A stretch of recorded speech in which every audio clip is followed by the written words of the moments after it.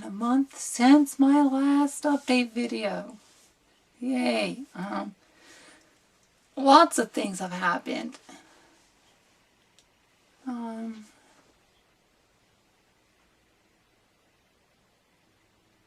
Just looking at the brightness. Let's see, does that work? There we go. It looks a little, yeah, this is the brightness I had the last time, but yeah. So, since my last video, a lot has happened. There's a lot of stuff in my personal life. There's things that's happened, and stuff that's physically happened. I'm really happy about. Well, personal life.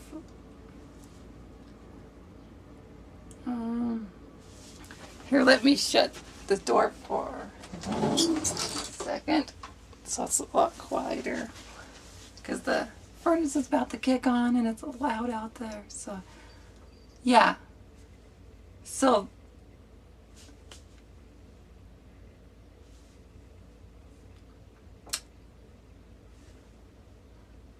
physically or personally? Well, personal life, I'll do my personal first. See, my personal life,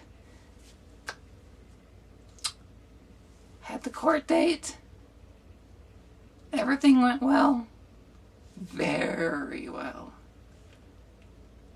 Better than the last time the other judge. This judge actually took the time to listen to everyone and actually took in consideration of things that the other judge was being pissy about. So it went really good. And my therapist, she was saying that the attorney was saying that she called her, was really optimistic and really positive that's happening. And if so, that back payment, if it's enough, I'd be able to get the surgery and finally have that relief from all this. So surgery's been on my mind a lot. So we're just waiting for the decision. The attorney said about the end of December. The attorney was saying about the beginning of December. So my mom was thinking of using that money for back rent, but I need it for surgery. So it's like, I'm going to have to talk to my mom about it. It's like, no, I need it for this, because if I don't, things aren't going to get better. And yeah, and it might be the only opportunity I might have the money to get the surgery. So this is what I've been planning on. I've been mentioning in my videos for such a long time. So research. They do the surgery here where I live in Utah now. I don't know when they started, who started doing it, but it's being done here now. And I added up all the costs of everywhere else, even with Christine McGinn, that's the cheapest, $21,000. I can't remember what state that is. Even with that cost, then you add the other costs like travel, food, like hotels and stuff like that, and any extra things.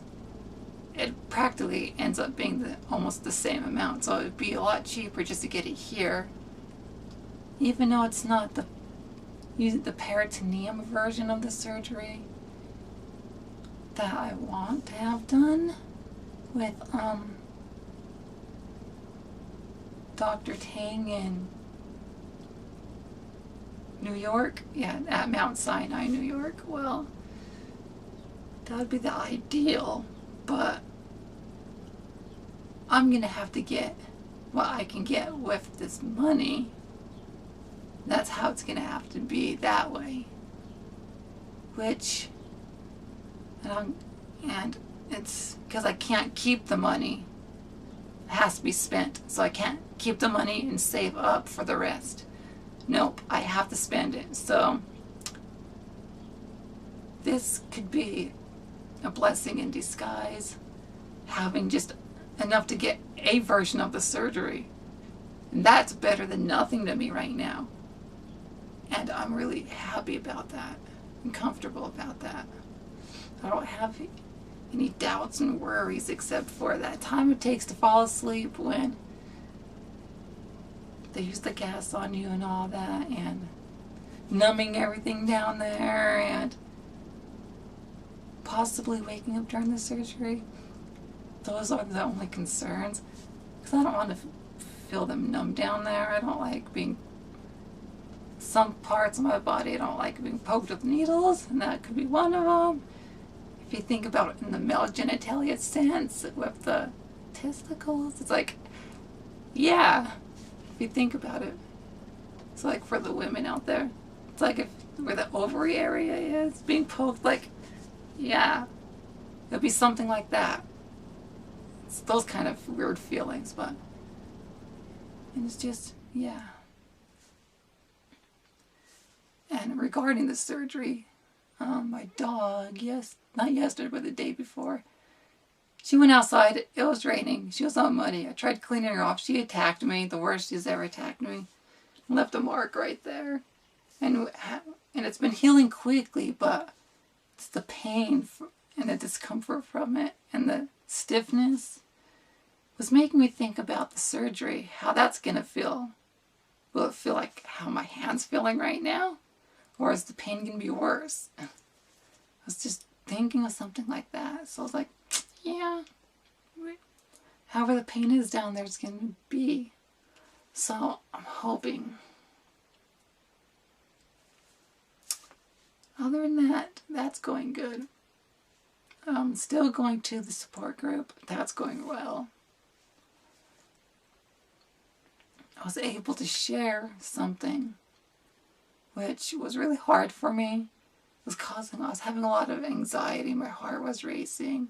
I was feeling it pounding. Everything I did not help. I started talking. Then after I got done talking, my heart stopped racing, which was weird. So yeah. And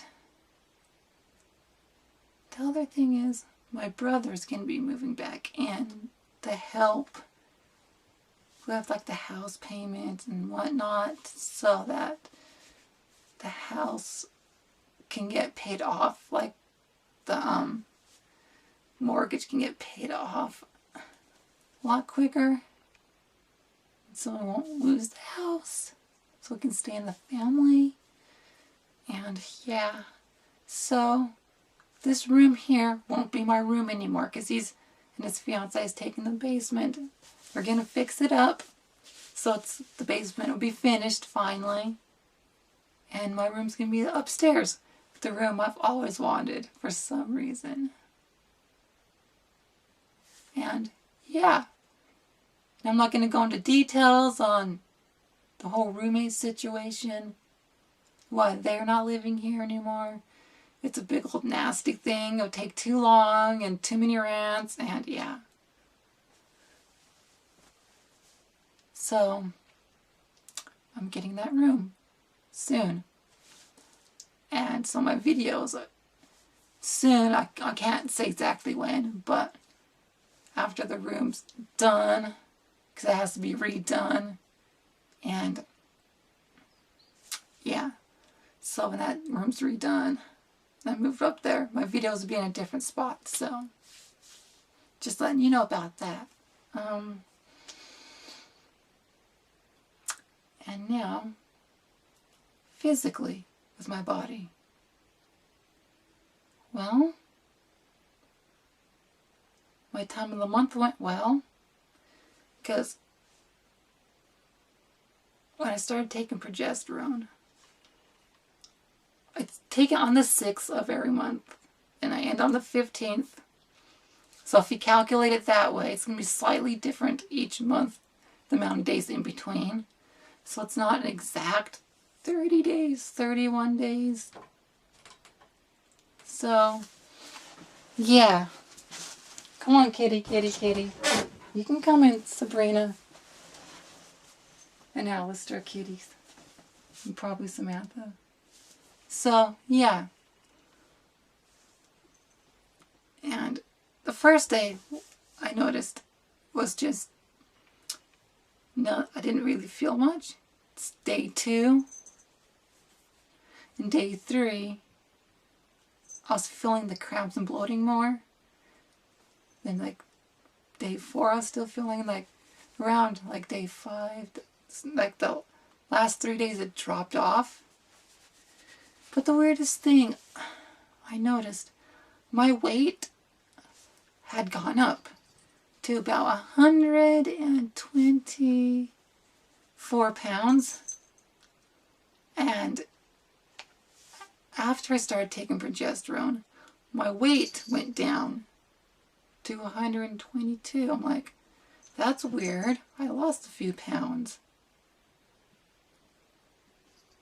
So I did research and I found out that in some people, the progesterone, what it does is it helps regulate the thyroid, like the micronized progesterone, over medroxyprogesterone. It's like the micronized progesterone regulates the thyroid. So when your thyroid's regulated and normal, it helps with your weight. So some people with progesterone lose weight, some people gain weight. And for me, I lost a couple of pounds. I go off of the progesterone for the month. I weigh myself. I gained those 2 pounds back, which is really happy. Yeah, kitty, kitty. Yeah, it makes me happy that my weight went up. And when my weight went down, I was sitting there at the library. I was feeling right here because I noticed I had more fat. But because I lost the weight, it was just making me not feel good about my body a little bit because of that. But I'm doing better. So my legs seem to be doing what they always do. It's not like nothing's changed with my legs and my arms and the rest of my body much. Like the skin is still as soft as it was, except the time of the year my parts of my body is a little bit more dry, like my hands mostly. And I've been noticing my hips. It seems like my hips are a little bit more. It's like they don't really measure much more. They don't really measure more. It's just the way everything's changed. The hips are more noticeable. Like right through here. Depends on what I'm wearing or if I'm not wearing anything at all. My hips are more noticeable. It seems like the way everything, yeah, the curves and everything are. Even though they don't measure much more, it's like, wow, I just noticed my hips more. There's like, seem more prominent a little bit, like sticks out a little bit more. It's just the way everything's going. My waist is still, when I last measured today, this morning, 29.5 inches. And when I measured my breasts, under bust, perfectly parallel, still 32 inches, which that is never going to change. And unless I gain so much weight, I get a lot of fat around here, but no. I notice more fat around my body through here. Because when I was wearing my corset on Halloween, I noticed, yeah, more fat right here through around this area. Like, when I tightened it, I had to end up loosening it because I have more in this area than what the corset's meant for. So, and I noticed the fat rolls, and I was like, oh, that's new.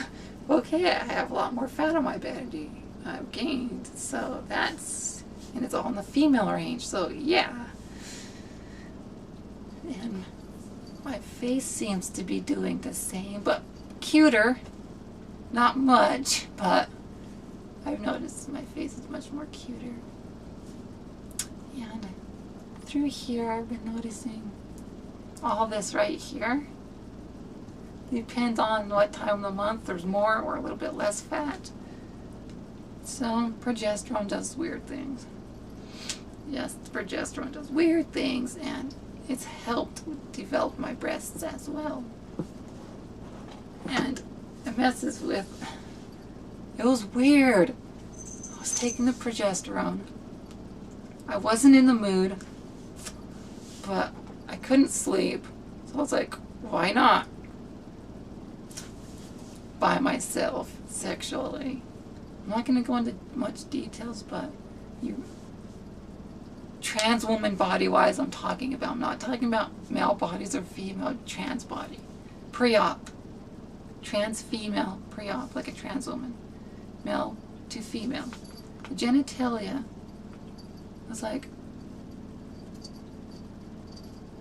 I haven't lost those wants and desires of sex. No. I haven't lost the orgasms. No. So I have those spontaneous orgasms, but I wasn't in the mood, so genitalia was hard to get, like, to swell up, to erect and whatnot. So I was like, that's different. That's like, oh. But eventually did get it by myself because I don't have a partner. So I do these kinds of things to help with my body.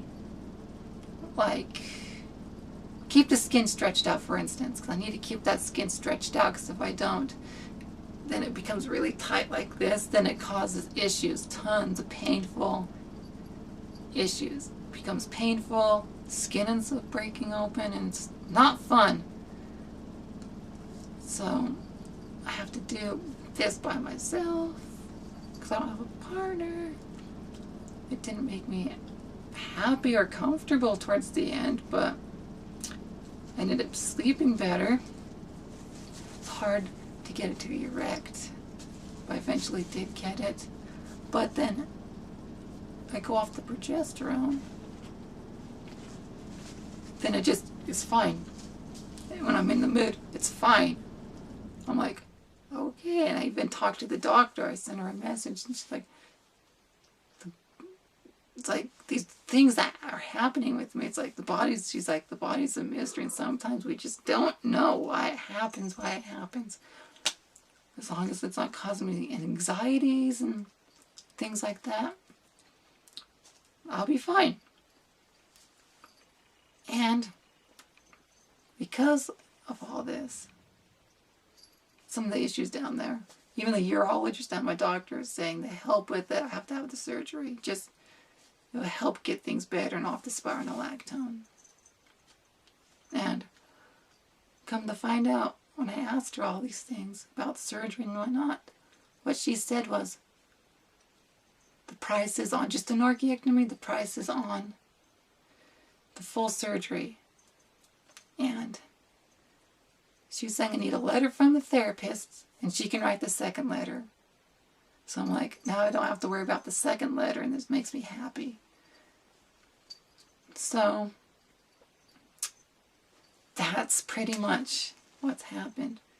And my breasts, well, I did some measurements, put on the bra that's a cup size bigger. The one that would be a 32 triple D, a 34 double D. Like, went like this, pinched the excess fabric. Then I measured. Then it ends up,